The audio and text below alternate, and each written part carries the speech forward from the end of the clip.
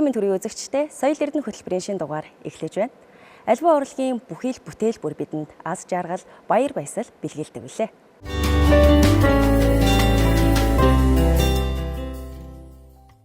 Хязгааргүй төсөөллийг бодит болгох боломжтой урлаг бол анимашн. Энэ урлагын хүнээс бүтээл цэтгэлгээ, техникийн ур чадвар, цаашлаад урлагийн гооцыг ихэж шаарддаг юм. Дүр төрслийн нарийн мэдрэмжийг ихээр өөртөө агуулдаг анимашн урлаг тэгвэл манай улсад хэрхэн хөгжиж байна вэ?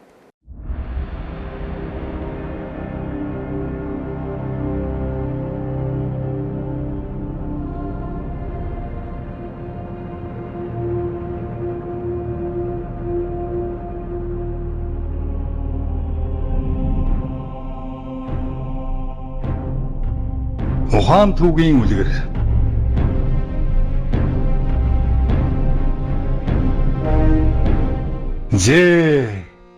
Эрд үрдийн цагт алтан нарыг аягийн чинээ байхад, алиман сарыг алгын чинээ байхад, сүмбэр уулыг дов товцог байхад, сүн далайг шалбайг төдийхэн байхад, эртний манай улсад энэхүү явдал тохиолдсон юм санжээ.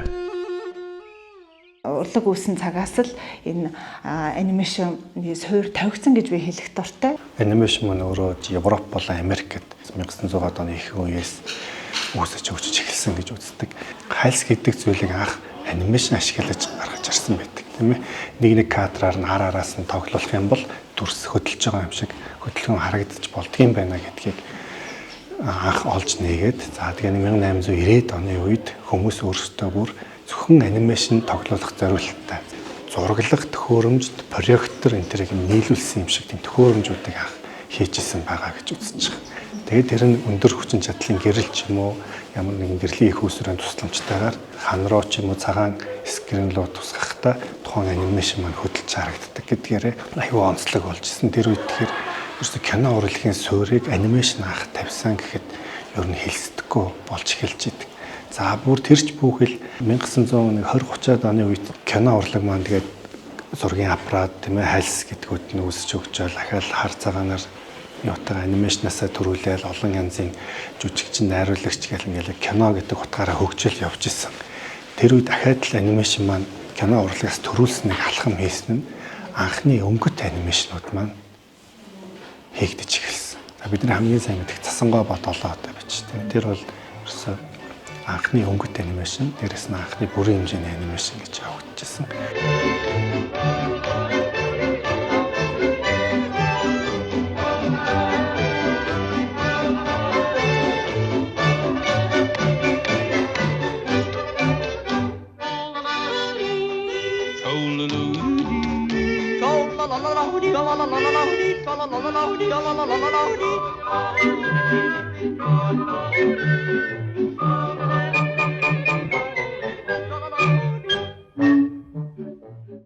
Анх бол уламжлалт болон стоп моушн гэсэн хоёр арга техник нь зэрэг шахав үүсэж өгдсөн байждаг. Тэд нар бол бүгдээрээ 1 секундын хөдөлгөөнийг гаргаж авахын тулд 6-аас 24 кадрыг гар зургийн аргаар зураад түүнийг пленк буюу тунгалаг хайлсан дээр буулгаад олон шат дамжлагаар нэг нь лайн буюу хар хүрээгийг хийдэг, нэг нь буддаг, нэг нь зургийн олтыг хийдэг гэх мэт маш их хүч хөдөлмөр цаг хугацаа хөрөнгө мөнгө зарсан арга техникээр хийдэг байсан.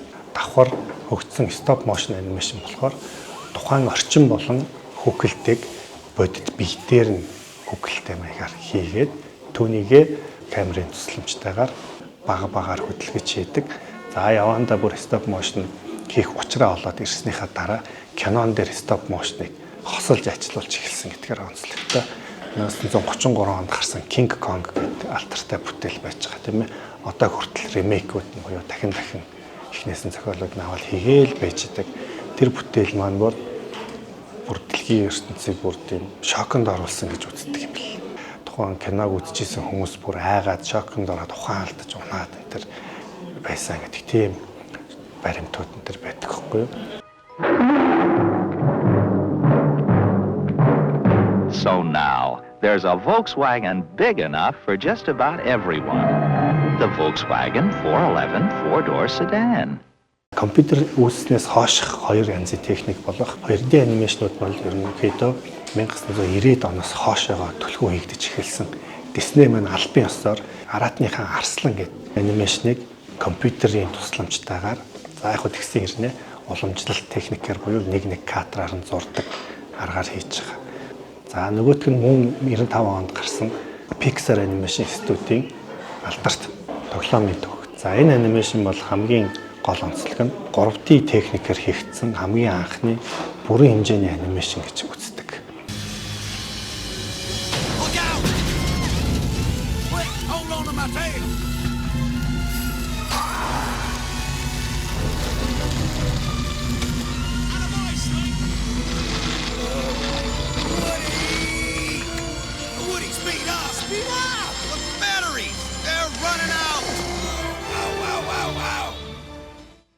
Анимашны үйлдвэрлэлийн зах зээл дээр Япон, Солонгос өндөр байр суурьтай, тэр дотроо Холливуд бас нэлээд том зах зээлийг эзэлдэг. Япончуудын үйлдвэрлэл илүү бүх насныхан л чиглэсэн байдлаар ингэж явж байгаа бол солонгосчууд хүүхдийн бүтээгдэхүүний зах зээл рүү хүчтэй орж ирдэг. Америкийн анимашны хамгийн гол онцлог бол 1980-90-ад оноос хойш өдөө хүртэл гарч байгаа Cartoon Network гэдэг кабелийн сувг байдаг тийм ээ. Тэн дээр бол банк гарч идэг анимашнууд маань ерөнхийдөө дандаа картун стилийн анимашнууд дэлгүү гаргадаг. За Европ чиглэлийн анимашнууд маань илүү завсрын өнгө тоонтой байж идэг. Дөрүүдийнх нь хувьд илүү арт, урлагийн хэв шинж дүрслэлтэй энэ төр байж хөгжиж ирсэн.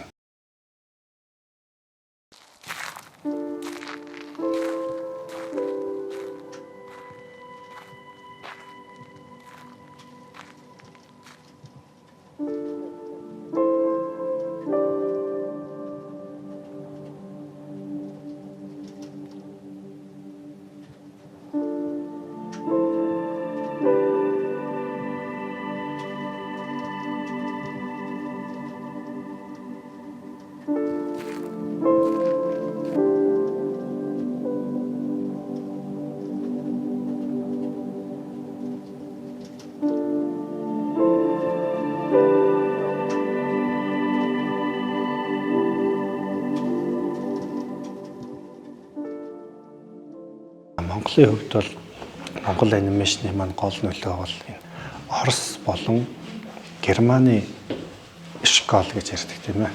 Тэр сургалтаар суралцж ирсэн уран бүтээлч нар маань анхны анимашнуудын суурийг тавьсан гэж үздэг. Яг мэргэжлийн уран бүтээлч нар анх хийсэн гэвэл 1975 онд Унаг, Өвгөн ба Арслан зэрэг анимашнуудыг Оросын болон Германы уран бүтээлт нартай хамтраад оролдоо хэмжмэргүй байна тийм ээ. Тэр улсуудын хамт хийжсэн. За тэгээд 75 оноос хойш тэр цус маань 80-ад оны сүүл 90-ад оны ихэнх үед бол Монголын анимашны оргил үе байна гэж ойлгодог. За тэгээд ерөнхийдөө яг тухайн үед яг оргил үед дээр Монголын анимашн гинт зогсолтод орсон. Тэр бол 91 оны ардчилсан хувьсгалтай шууд холбоотой. За тэгээд 2000-ад оны үеэс Монголын үндэсний телевизийн сон анимашн институт гэж байгуулагдсан тийм ээ. Дугаар болгон дээр нэг богино хэмжээний ямар нэгэн анимашн гардаг тийм ээ. За тэгж явсаар гад ихэд 2005, 2010 оноос хойшоо Монголын анимашн маань сэргэлтэнд орж эхэлсэн гэсэн үг. Хамгийн Монголын анимашныг хөгжүүлэх болсон гол хүчин зүйл маань энэ реклам, зар сурталчилгаа, маркетингийн салбаруудад их анимашныг багаар ашиглаж орж ирсэнтэй холбогдолтойгоор арилжааны entertainment чиглэлийн жижиг студиуд нэлээд байгуулагдаж эхэлсэн. Анимашны зах зээл маань Монголд бол маш өндөр өртөгтэй бүтдэг. Тэгээ дээрэс нөгөө олон хүний бүрэлдэхүүн дээр бүтдэг. Тийм учраас яг нэр хүндтэйгээр яг энэ зах зээлдээ байр сууриа эзлээд гарч ирж байгаа студиуд бол маш хүнд замыг тулж гарч ирж байгаа. За Монгол анимашны хамгийн гол онцлог бол фестивалийн шин чанартай яг мэргэжлийн багаар хийсэн уламжлалт маягийн Монгол зургийн арга техниктэй иймэрхүү анимашнууд хийж гэн мөнхтөн тами зэрэг яг дэлхийн зах зээл дээр л хийгдэж байгаа 2D болон 3D анимашнуудыг бас л хийгээ явж байна. Тэгэхээр ингээд дэлхийн нийтийн энэ анимашны төрөл онцлогуудыг хараад үзгээд өөрсдийнхөө төвшөнд боломжоор сайн хөгжүүлээд авч явж байна л гэж харагдаж байгаа.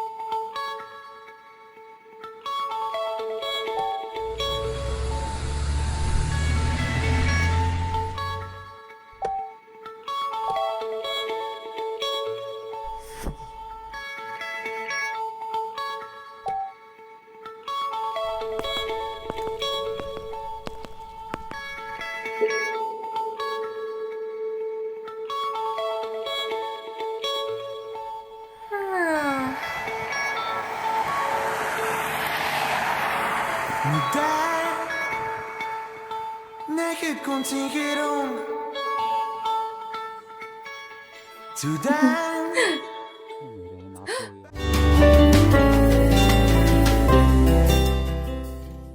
Соёл эрдэнэ хөтөлбөр үргэлжилж байна. Одоо хамтдаа уран бүтээлч Явзаагийн урлагаар зочлие. Тэрээр Монгол орны уудам тал нутагт орших ховор амьтдын дүр төрхийг ирээдүйн хойч үедээ танин мэдүүлэх зорилгоор уран бүтээлээ тойрогддог юм.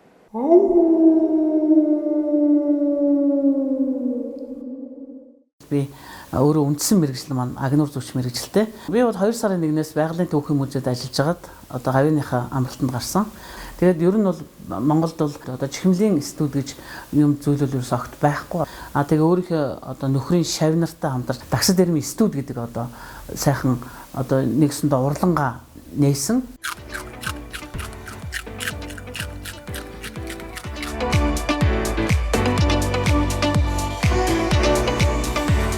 Одоо байгалийн түүхийн музейд ажиллаж байхдаа байнгын л одоо энэ чихмлийн талын одоо юу зүйлүүдийг хийдэг байснаас гадна байгалийн орчны яамнаас зөвшөөрлийн дагуу бид нар бол амьтныг агнж авчирдаг.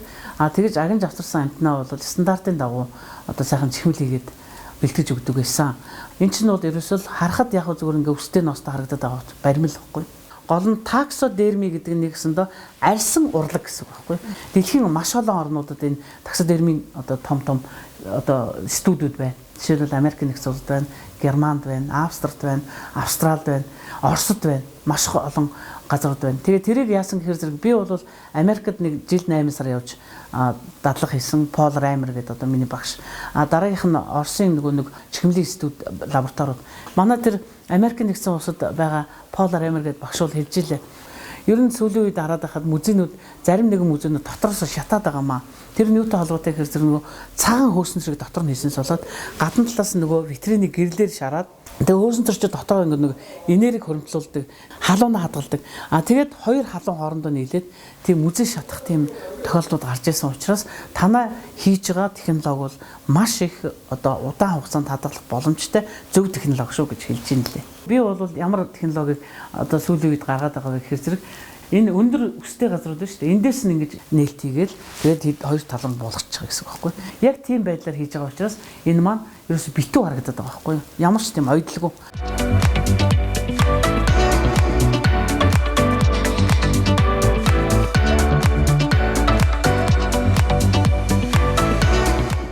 Амьтан маань өөрөө маш богинохон насалтай. Ерөөсөө л дээд нь их нисэл 12, 13, 14 наслна.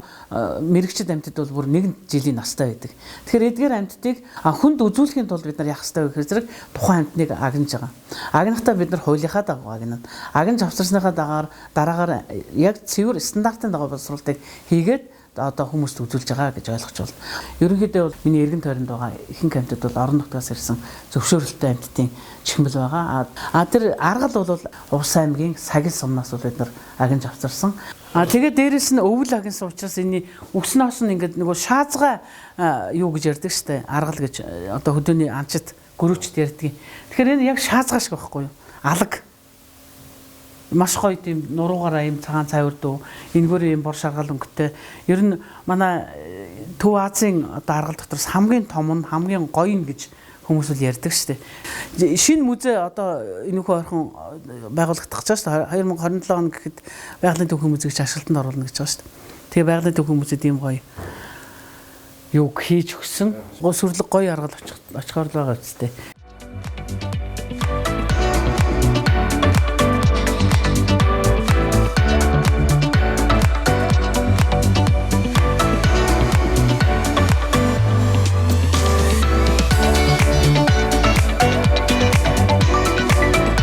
Миний багш одоо тэр долгорын дагимаа тэр ламзгийн цэвэл гэдэг хүмүүс бол юугаар хийсэн гэхээр зэрэг каркас зангидаад төмрөөр тэгээд төмөр каркасан дээр сүрэл өвсөө юм жижигхэн нарийнхан болгоод ингээд загас шиг ороогоод тэгээд тэр ороосон загас шиг юугаа нэг өсөндөө энэ амтныхаа хэлбэр төсээр нь одоо боож ингээд яг харахад бол ерөөс яг л нэг одоо баримл хийцсэн юм шиг харагдаж байгаа байхгүй. Тэгээд ер нь бол сүрэл өвсөөр хийх юм бол дотор тал нь арсныхаа устай сүрэл өвсний ус хоёр хоорондоо нэг харилцсан бие биендээ ус өгөөд удаан хугацаанд хадгалах боломжтой байдаг. Одоо бид нар хөвөнгөөр хийж том жижиг амьттай бол том амьтдыг бол бид нар одоо стандартын дагуу Америкийн нэгдсэн улс, Германы стандартын дагуу тэр хөөсөн цэрүүдийг авчирч хийж байгаа.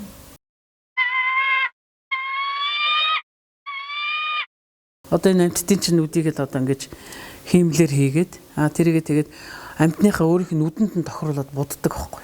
Тас хар нүдтэй амьтан бол хар өнгөр будна. Аргалын нүд тийм арай цайвард өнгөтэй байвал цайвард өнгөийг хийн. Одоо ингэж төрөл бүрийн нүднүүд байна. Тэгээд энэ бас юуны утаснууд байна. Чихмэд одоо тохирсон чихмлийн зориултын утаснууд гэж тасардаггүй. Чихмдээ хийгээд оёддог утаснууд. Америкас манай багшийн надад бэлгэлсэн багчнууд. Ингээд ийм гоё юмудаар хийгээд өгнө. Тэгээд энэ түрүүний яриад байдаг би нэг каркас сангидна гэд яриад байсан тийм. Энэ дээр чинь тэр солом өвс гэдгээр чинь бүрээд тэгээд бүрснийхээ дараагаар яг үгсрэг хэлбэр дүрсийг ингэж гаргаал. Тэгээд хэлбэр дүрсийг гаргангуудаа яг юун дээр нь цайв суугаад бүхэл амьтны ямар л одоо хэлбэр байна уу тэр хэлбэр дүрсээр нь ингээд гагнж хийсэн. Хамгийн сүүлд нь арьсаа нөмргөн бас л их юутай л да ажилтай. Тэгээ энэ ажилтай дээр нь одоо ингээд манай баримлчин төвшин төгсгөө залуу тэгээ бид нар хамтраад ажиллаж байна. Одоо бид нар нийтдээ нэг 10-аад амьтдын л чихмэл хийчихэд байж байна. Буг, зэрлэг ха, зэгснийх ха, аргал тэгээ шууд чон ирвэс гэдэг ер нь нийт 10 гаруй амьтын хийгээд явж байна да. Одоо орчин үед бол яг антомын яс хөөж хийж байгаа учраас маш гоё тийм зөв хөдөлгөөний баялаг тийм хөдөлгөөнтэй тиймэрхүү хийгдэж байгаа одоо сүүлийн үеийн чихмэлийн амьтд. Амьтны антом хийнэ гэдэг чинь баримлчдад нэгдүгээрт маш том өгөөжтэй юм байж байгаа. Хоёрдугаарт энэ нэг амьтны каркас үндсэн моделийг бэлтгэхийн тулд саргаар ингээ ажил болчихдог байхгүй. Тэгээ яг зүгээр яагаад чихмэлийг урлаг гэж нэрлэдэг байгаа юм хэрэг ерөөсөө яг бүх юм гар ажиллагаагаар нэг ч одоо юу гэдэг машин техник орох боломжгүй. Ер нь бол би өнөөдрийг болтол өдий олон жил одоо 15 6 настайгаас эхлээд анги өрөө хийхдээ ер нь өөрийнхөө төлөө өөрөө ер нь өөртөө зориулж анги хийж байгаагүй юм билээ. Энэ юутай холбоотой юм хэрэг манай Монгол залуучууд хүүхдүүд одоо энэ ан амьтанда хайртай болохын тулд бид нар өнөөдөр ингэж ан амьтныг авчирч цөөхөн хэмжээгээр нь бага зэргийн одоо тоогоор хүмүүстől үзүүлэх гэж ингэж одоо хийж байгаа. Тэгэхээр энийг сурна гэдэг маань өөрөө цаанаасаа нэгдүгээр гарын дүүтэй, хоёрдугаар төрмөл авьяастай, гуравдугаар тэр хүн ямар ч юмнаас одоо ингэж хатуужил төвчээртэй байх хэвээр. Тэрэн дээр үндэслээд энэ зүйлийг бол одоо хүн хийж сурнаа л гэсэн үг.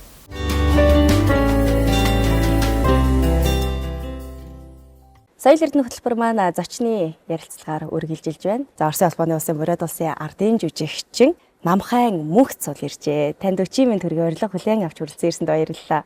Баярлалаа. Сайн байцгаана уу? Та бүхэнд энэ өчигмийн мэндийг хүргье. Мөнх цул гэж хин юм бэ гэдгийг бас ер нь бол танилцуулах зүйтэй болов уу гэж бодож байна.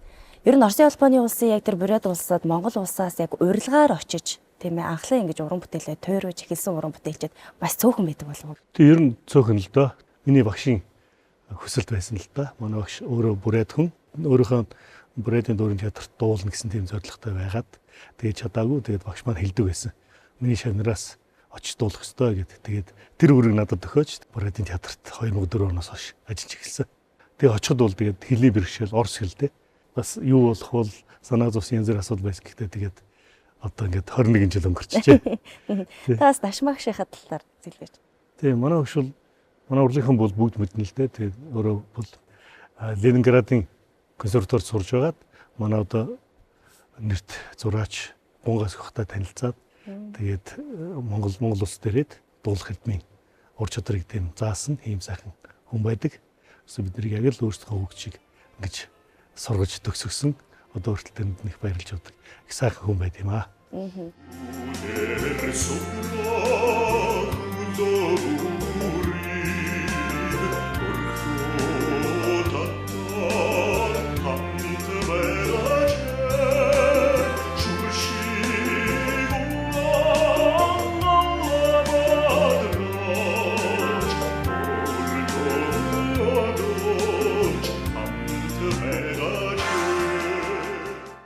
Би чинь уул нь яг өөрийнхөө актив аваагүй сурснаар бол 2002 онд ангитаа төгсгөөсөн. Тэгээд 1 жил актив аваад тэгээд жилийн дараа төгссөн.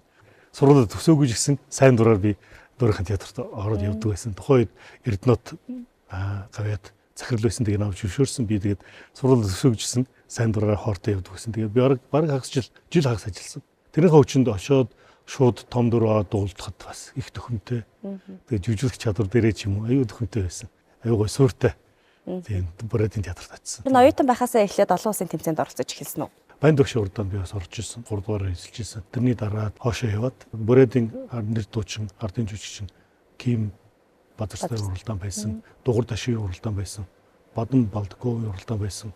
Тэгээд би бас дарийн багштайгаа Гэлинкийн уралдаанд оролцож байсан тий. Бас яг тэр олон уралдаан тэмцээнд оролцоо тэр гаргасан амжилтууд гэдэг юм уу? Тэр болгон өнөөдөр таны энэ амьдралд ер нь хэрэг нөлөөлж байна вэ? Ер нь одоо энэ залуучууд маань яг энэ уралдаан тэмцээнд өөрсдөө бэлтгээ, сайгаад гэдэг тийм ээ. Ингээд явах нь ер нь хэр зөв зүйтэй юм зүйл юм. Үнэхээр зөв. Би чинь очоод 2 жил болоод би одоо уралдаанд орсон хийсэн төрөөрөө одоо шалгараад би Бүрээд улсын гавьяа жүжигчин гэж цолыг авчихсан. 2012 онд ардын жүжигчин авсан. Дараа нь би 19 онд одоо төрийн шагнал бас манай дөөр одоо төрийн шагнал аваад би бас төрийн шагналтан болсон тий. Их олон шагнал авсан үнэхээр баярлалдаг. Тийм болохоор энэ уралдаан янз бүрийн том жижиг дөөр голохгүй дуулах нь бас цаашдын уран бүтээл, цаашдын замд аягүй нөмөр нөлөөлөх болдог. Ромас дуулаачтай бас уралдаанд бас Монгол анхудаа шагнал авлаа гэдээ бас гарч ирсэн шүү дээ. 2009 онд оролцох боломж олдоод би эхлээд Сибирийн бүсэд Гран-при шагнал авч ирсэн. Тэгээ дараа нь улирлынхаас төгсгөлд 19 сард очиод Москвад очиж дуулаад 3 дугаар шагнал авч ирсэн. Тий, Орос армаас дуулаачтай уралдаан тий. Тэгэхээр бид нар их хэлээрээ дуулаад бас их орондоо өрсөлдөж байвал бас нэг өөр хэрэг тийм ээ. Гадны хэлээр тэр их орных нь хүмүүстэй өрсөлдөн гэдэг бүр илүү авьяас чадвар шаардлагатай байдаг болов. Тийм л дээ. Тэгээд яг дарийн малын хоо ингээд багш хятад ажиллаж байгаад яг намайг очсон жил өөрөө босож ирсэн. Тэгээд надад тэр хүнтэй ажиллах аюул том боломж гарч ирсэн. Тэгээд тэр хүнээс би их юм сурсан. Тэр хүн өсөг болгон дээр үг болгон дээр ингэж ажилдаг. Нот болгон дээр ажилдаг. Тийм хүн тэгээд одоогийн зэрэгтэй явна бас тэр хүний хүч. Яг тэр тайзан дээр гарахтаа тэр олон улсын уран бүтээлчдтэй өрсөлдөхдөө бас дотор хүнтэйгээ зөрчилддөг тийм зүйлсүүд байдаг болов. Тэрийгээ хэрхэн яаж дарддаг вэ? Би өөрөө бол их дотгошоогоо бас их жоохон сандруу хүн тий. Бас нөгөө эмоцоо бас их тийм гаргадаггүй тий их дотроо. Тэг ерөөсөө яг л чи чадна. Чи хиний төлөө их орныхоо ээж авахын төлөө чамд итгэн найдвар өгсөн. Багш нар ч өгсөн. Тийм болохоор чи гараад дуулж чадах хэрэгтэй гэж. Энэ болгон их зориг өгч тэгээд энэ хүчээрээ тайзан дээр гардаг. Энэ бол үнэхээр том дэмжлэг болдог. Арсадэрэнгийн ариун хангалаар алтан суварга дахижа мургэдэг сэлгэ ходол цумхнарнго сэтгэлдэ мурха тонтонёдаг оронго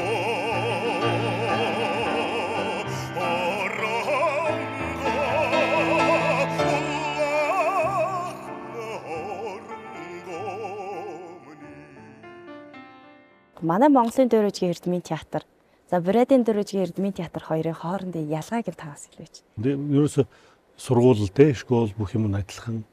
Манай дуучид маань бүгд багш нар маань бүгд Орос те Волгарт боловсрол хийсэн болохоор тэр талаараа их адилхан. Тэгээд ялгаатай зүйлгүй манай Бродын дөрвөн театраас Монголын дөрвөн театр маань Европ руу их харилцаа сайтай байна. Аргагүй бас нөгөө нэг тусгаар улсын театр гэдэг учраас бас. Тэгээ манай Брод бас нэг жоохон тэр талаараа жоохон тутмаг. Гадны тэр Европ талын дөрүүдийг манай Монголын дөрүүд дээр их тавьдаг.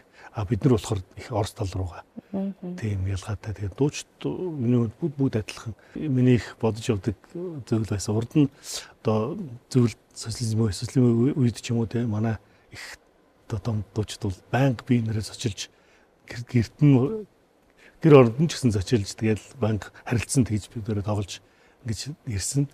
Тэр уламжлал нь бас их тасараад байсан. Одоо тэгээд би бас сэргэж байгаад их баяртай байна. 1999 онд манай театр маань бүрэлдэхүүн очиж исэн байлээ. Тэгээд сая 2025 онд саяхан 4 сар ихээр очиод ирлээ. Одоо бас эргээд сайхан болох байхаа гэж би найдаж байгаа. Дуурийн дуучид маань бол дэлхийд төлнөөсөө авахгүй болоод тийм ээ удаа дараа ингээд алхасгүйгээр шилтгэн одоо болоо шалгарч байна.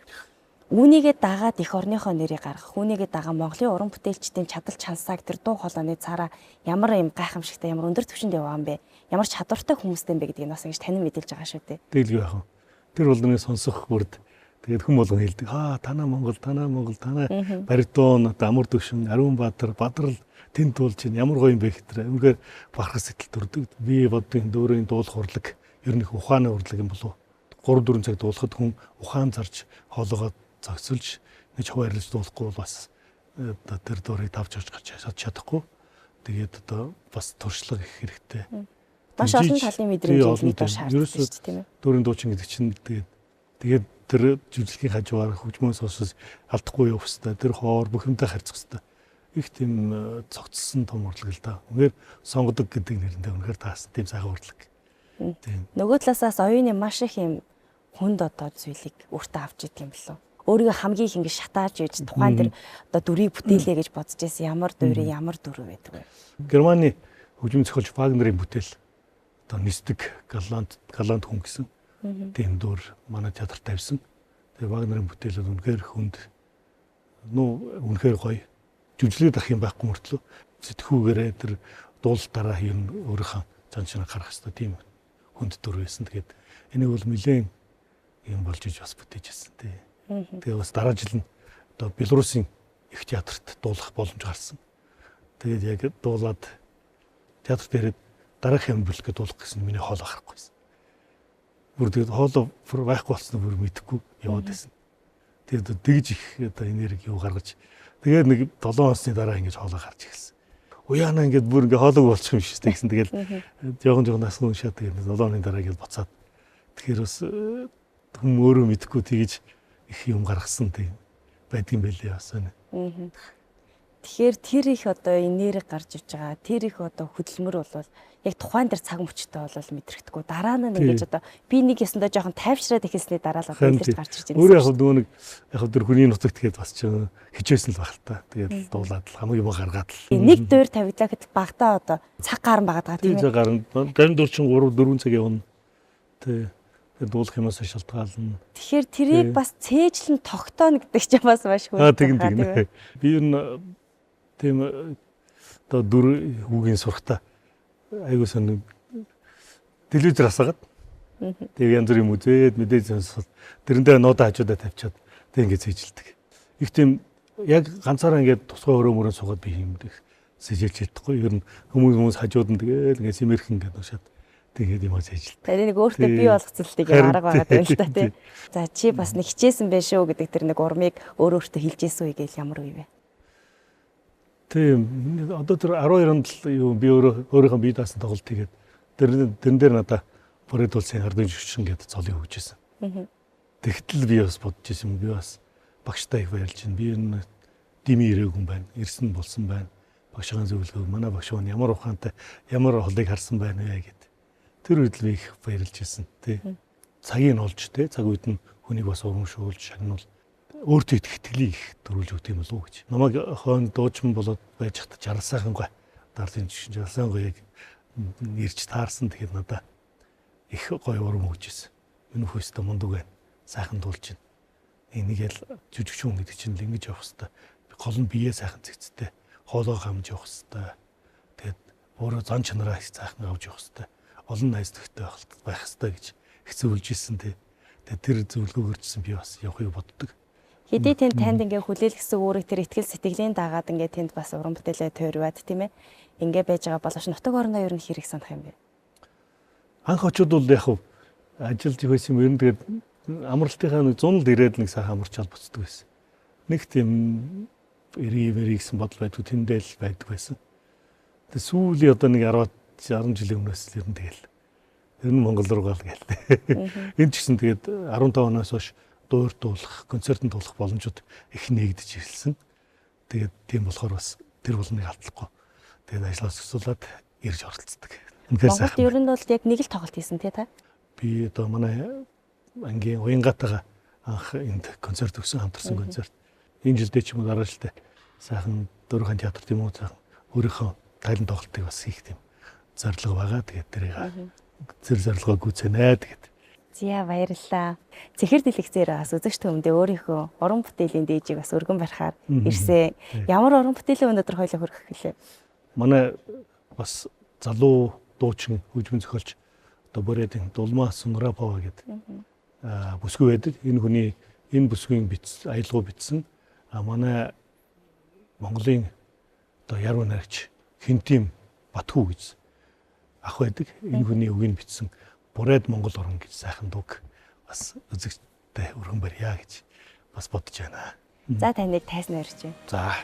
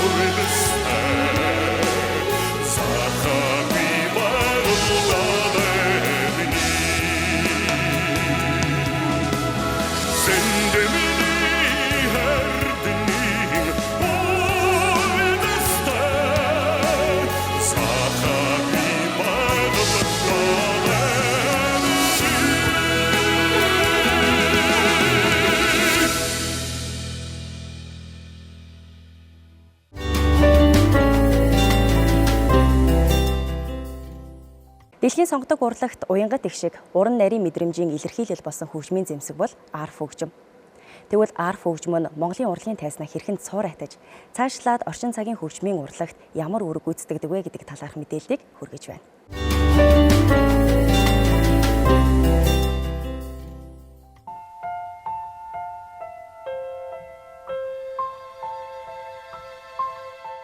Сонгодог урлагийн тайзнаа яруу ишгээрээ онцгойрогч арф хэмээх эрхэмсэг хөгжим нь үзэгчдийн сэтгэлийг уйрааж амар амгалан намуухан мэдрэмжийг төрүүлдэг онцлогтой. Арф нь хөгжим дотроо төдийгүй соёлын илэрхийлэлд онцгой байр суурь эзэлдэг. Эртний Египтээс эхлэн өнөө үеийн симфони найрал хөгжимд үргэлж тансаг байдал, гүн ухаан, уран сэтгэмжийн бэлэгдэл болсоор ирсэн. Босоо ятга буюу арп гэж нэрлэдэг энэ хөгжмийн зэмсэг бол Европод бол энэ хөгжмийн зэмсэг бол манай эртний 6 дугаар зуунаас тэмдэглэгдсэн байдаг. Тэгээд тэр үеэс ахуулаад ер нь Европод бол энэ яг энэ одоо босоо ятгийнхаа төрөл нь бол илүү түлхүү хөгжсөн. Чавхтаст товшор хөгжмийн төрөл багтдаг. Дуучдыг дагаж хөгжимддэг хамсраа байдалтайгаар ингэж тоглогддог ийм хөгжмийн зэмсэг байсан бол дараа нь бол энэ хөгжмийн зэмсгүүд боловсронгуй болоод 18 дугаар зуунаас 19 дугаар зуунаас бол илүү одоо симфони найрал хөгжмийн бүрэлдэхүүнд багтаад боловсронгуй болоод ирэхээр одоо гоцол хөгжмийг дагаж хөгжимдөх дуучтаасаа хөгжмийн хамсараар бол илүү орсон. Дараа нь бол симфони найрал хөгжимд бол гүйцэтгэх үүрэг нь бол гоцол хөгжмийн үүргийг ч одоо гүйцэтгэж ирсэн байдаг. Ер нь симфони оркестрт нэг тийм ховор хөгжмүүд байд юм л да. Жишээ нь пикколо гэж одоо жижигхэн лимб хөгжим бол одоо 120-30 хүний одоо оркестрт ганцхан байх шишээтэй. Тэрнтэй мөн адилхан босоо ятга арф гэж энэ хөгжим бол мөн симфони оркестрт нэг л байдаг. Оркестрийн ардталт нь ингэж хэмжээ өгж өгдөг маш сонио хөгжим юм л да.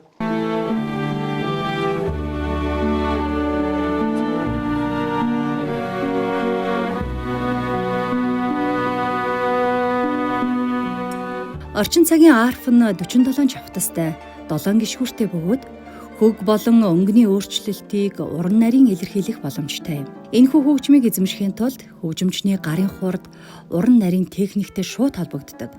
Хөгжимчин чавтас бүрийг тун нарийн мэдэрч олон давхар аялгау үүсэхийн зэрэгцээ хоёр хөлөөрөө гишгүүрийг нарийн зохицуулж хөг сольж тоглох нь хөгжимчнөөс сонсгол, зохицуулалт, хөгжмийн өндөр мэдрэмжийг шаарддаг. Ийхүү арф хөгжимчний ур чадвар гэдэг нь техник, уран сайхны сэтгэлгээ, тууштай хөдөлмөрийн нийлбэр байдаг үлээ.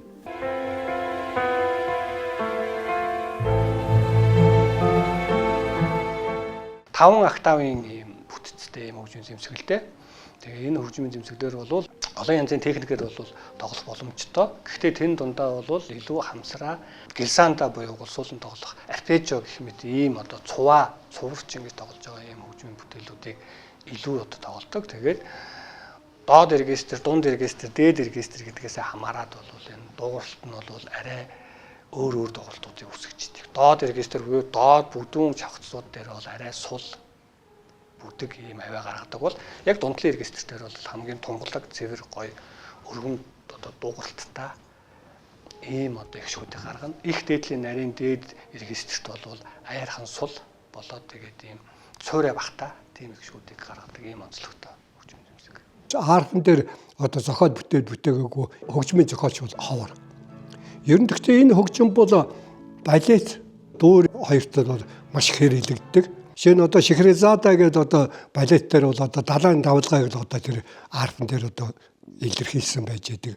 Маш гоё зөөлсөн гоё усны урсгал тэр байгалийн гоё чимээ бол одоо арф хөгжмөөр илэрхийлсэн байж байгаа. Жишээлбэл одоо бидний сайн мэдих Петр Чайковскийн Хунтнуур гэж одоо алдартай бүжгийн жүжиг байдаг. Тэр бүжгийн жүжиг дээр бол энэ арф буюу босоо ятга бол гоцлол хэсэг тоглодог. Ганцаархан одоо найрал хөгжим тоглож идэг. Монгол улсад бол ер нь арф хөгжим бол альцангуй сүүлд орж ирсэн. Үндсэндээ бол 1940-од онд бол манай ер нь энэ Европ хөгжмийн соёлын талын зүйлүүд бол Орос сургагч багш нарын тусламжтайгаар бол анх нэвтэрч одоо хөгжсөн байдаг.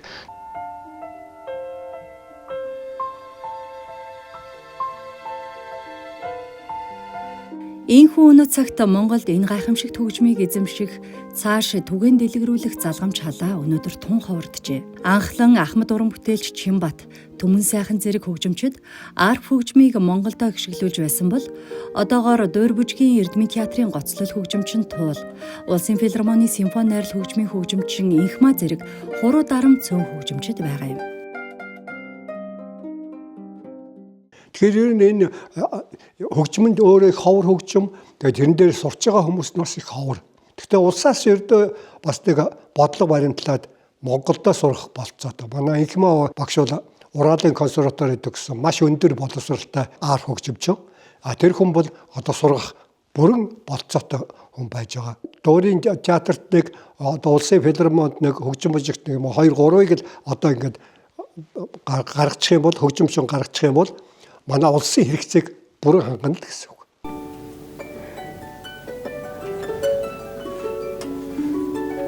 Харин Монгол Улсын хөгжим бүжгийн коллеж, соёл урлагийн их сургууль зэрэг мэргэжлийн байгууллагуудад энэхүү хөгжмийн сургалт байдаггүй. Энэ нь дэлхийн алдарт хөгжмийн зохиолч Бетховен, Дебюсси, Равел нарын бүтээлүүд арф хөгжимгүйгээр бүрэн дүрэн дуурсах боломжгүй. Иймд Монгол хүүхэд залуусын сонирхлыг татах үйс орчин хөтөлбөрийг бий болгож, энэ хөгжмийн яруу сайхан онцлогийг мэдрүүлж, сургалтын системийг бий болгох нь нэн чухал хэрэгцээ боллоо.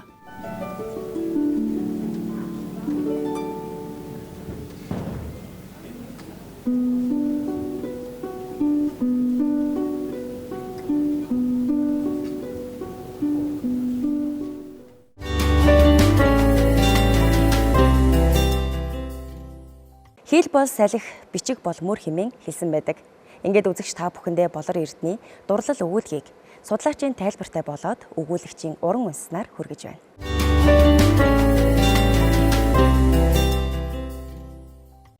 Зохиолч, сэтгүүлч Болор Эрдэнэ дурлал хэмээх өгүүлэг байгаа. За Болор Эрдэнэ бол Монголын орчин үеийн уран зохиол, тэр дундаа үргэлжилсэн үгийн уран зохиолд сүүлийн үед нэлээд хүчтэй түрэн орж ирж уншигч олны одоо сэтгэлийг татаад байгаа юм зохиолч байгаа. За түүний дурлал хэмээх богино өгүүлгийн хувьд аваад үзвэл за маш тийм сонин өгүүлэмжтэй. За энэ сонин өгүүлэмж нь юунд гарч ирж байгааг үзэх юм бол цас бүсгүй хүнд дурлсан байгаагаар гаргаж ирж байгаа.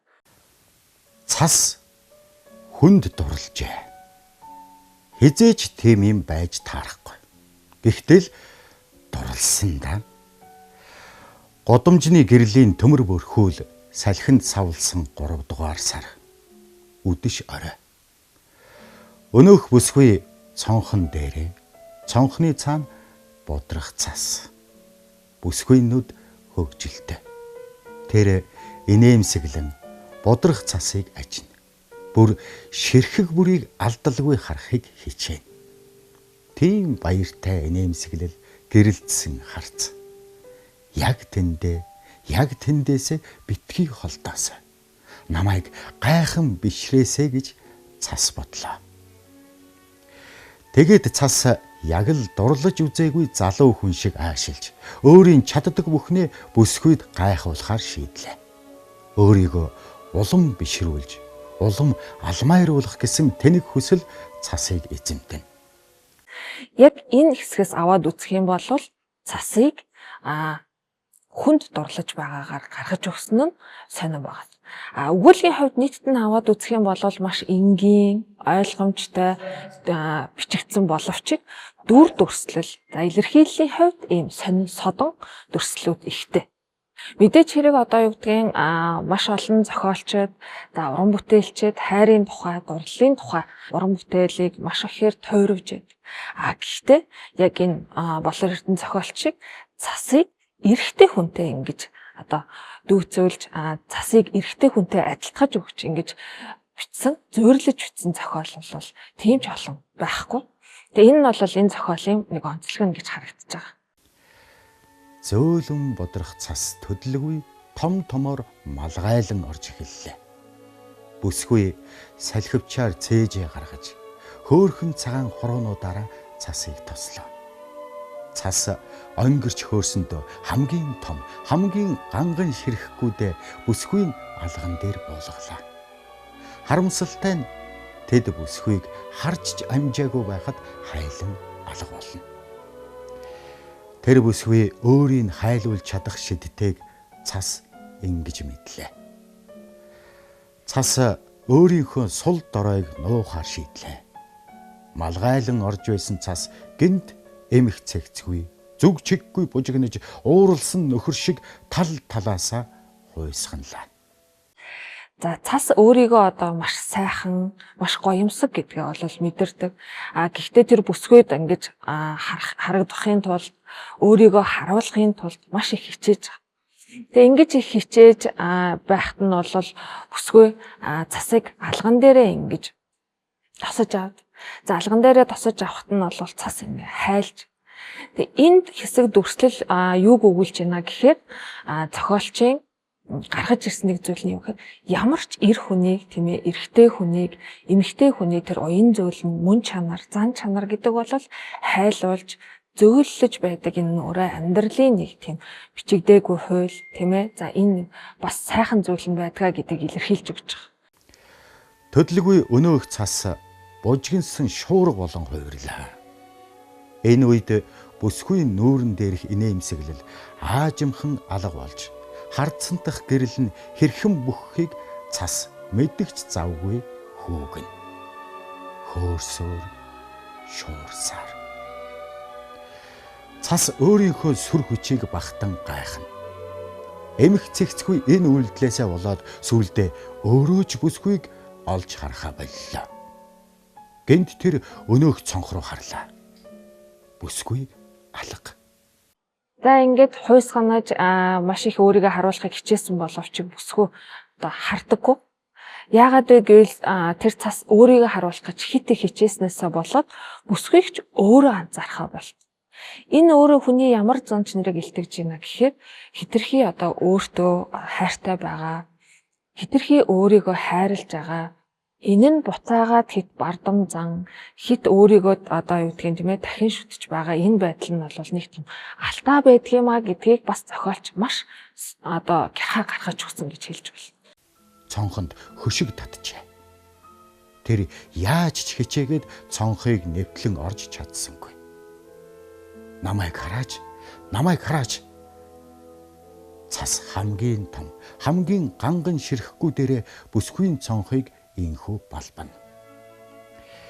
Гэвч түүний энэ их хүч борон туслын төдий чимээ өгсөнгүй.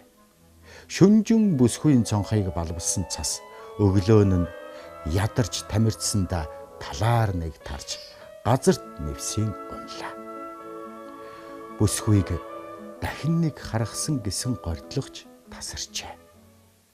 Тэгэхээр дурлал гэдэг бол тийм ээ маш тийм амьдралд аз жаргал сайн сайхан зүйлийг авчирдаг гэдгийг зохиол харуулад за түүгээрээ дамжуулаад энэ дурлал гэдэг зүйлийг цаашид хайр одоо тийм ээ болгох амьдрал болгох гэдэг зүйл дээрээ одоо залуучууд бид нар орчин үеийн хүүхдүүд бид бүгд анхаарахтаа бол өөрийгөө гэхээсээ илүүтэйгээр нөгөө хайрлаж байгаа хүнээ бусдыг бие биенээ ойлгох гэдэг зүйлийг зохиолч одоо энэ хүү өгүүлэлгээрээ богино өгүүлэлгээрээ гүн гүнзгий утга агуулгаар тэгсэн хэрнээ энгийн өгүүлэмжээр сонин содон дүрслэлүүдээр илтгэж өгчээ.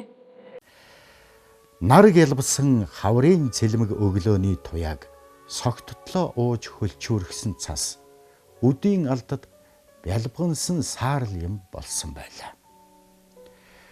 Төдөлгүй өнөөх цонхны хөшиг алгуурхан нээгдэж бүсгүйн гоо царай гарч ирлээ. Хөлчүү цас сүүлчийн тамираа шавхан байж ганц хоёрхан гялтганахад бүсгүй эргэн тойрноо зэрвсхийн хараад дахин алга боллоо. Цасыг хайлж урсаад дуустал бүсгүй гэрээсээ гарахгүй байхаар шийджээ.